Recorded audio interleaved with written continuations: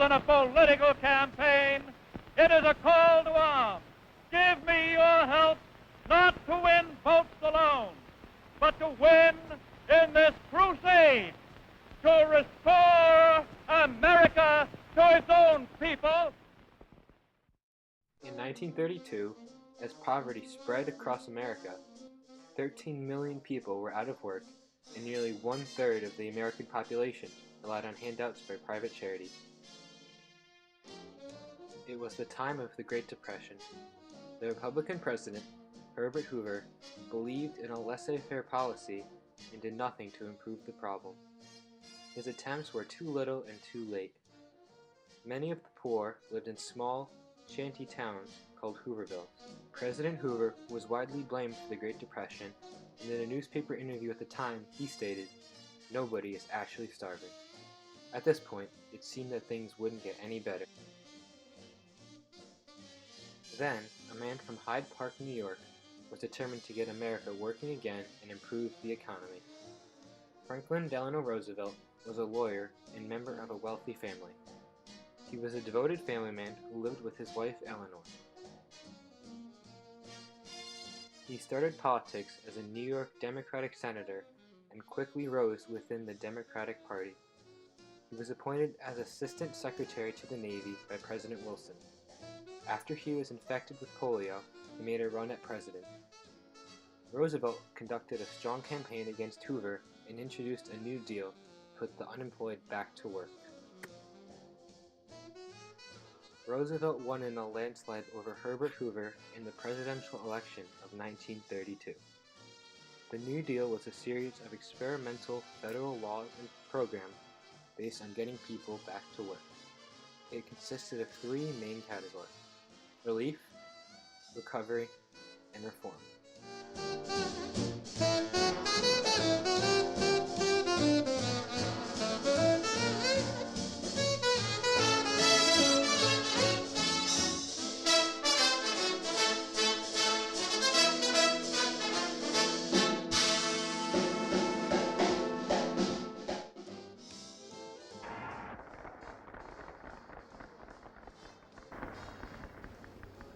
Now let's be frank.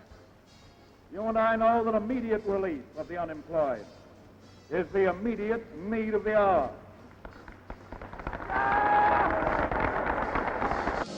Relief was the first part of Roosevelt's New Deal. It gave money to the unemployed to be able to afford food and shelter. The Emergency Banking Act, which ensured that only solvent banks remained open, would close financial institutions when a wave of financial panic occurred, and was a prime example of a relief program. The Emergency Relief Commission was aimed at giving out funds to families in need. In this letter from E.H. Little, acting administrator of the ERC, he describes appropriations for federal aid concerning upcoming payroll changes in Connecticut as a result of ERC relief programs. April 2nd, 1934.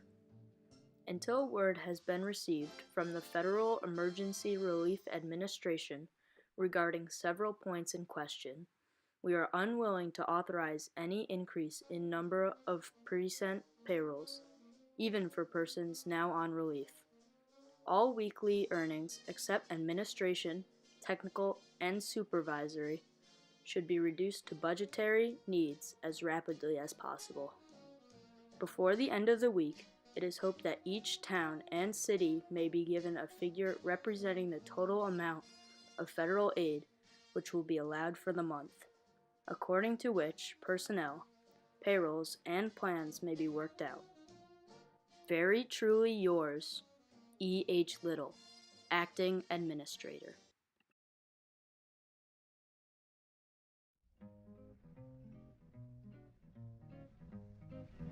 Recovery was designed to help the economy bounce back from depression. The WPA, or the Works Progress Administration, was one of Roosevelt's largest and most successful programs, putting roughly 8.5 million Americans to work. The WPA built bridges and roads, providing opportunities for photographers and writers, as well as the working class of America. Writers wrote about the work while photographers took pictures of America to be used as positive propaganda for FDR's new policies. The WPA was responsible for many projects nationwide, including the Southbury Training School. The Southbury Training School was created as a home for people with mental illnesses. It was built by the WPA in 1940. This state-funded and operated facility has 125 buildings on a nearly 1,600-acre site. It operates its own power, heat, ambulance, building maintenance, transportation, and dietary services. In 1986, admittance to the school was closed. However, the facility is still functional and supports dozens of patients. The WPA also constructed Camp David, the presidential retreat in Cockatoo Mountain Park, Maryland. For 3 years, it was used as a family camp for federal employees until President Roosevelt visited in April 1942 and selected it as the location for presidential retreats. In the early 1950s, President Eisenhower renamed the camp for his grandson. Camp David has hosted dozens of visiting foreign dignitaries for casual meetings with U.S. presidents since then.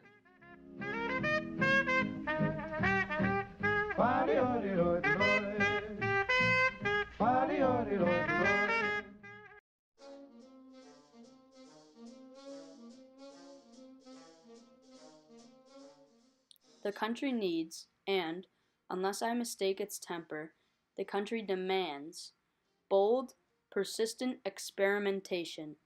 It is common sense to take a method and try it. If it fails, admit it frankly and try another. But above all, try something. Reform targeted the causes of the Depression and sought to prevent a crisis like it from happening again. It included legislation that was designed to stabilize the American economy. Some of the reform programs are still used today, including the Security Exchange Commission, which is responsible for protecting investors, maintaining security markets, stock exchange, and debt for public companies. Social Security is another example of a reform program that is still in use today. It ensures that people still have money after retirement. Older people were still at work and young men couldn't get jobs, so Social Security got the older people to retire and got the younger people into jobs. Social Security also benefited victims of industrial accidents, unemployment insurance, aid for dependent mothers and children, the blind, and the physically handicapped.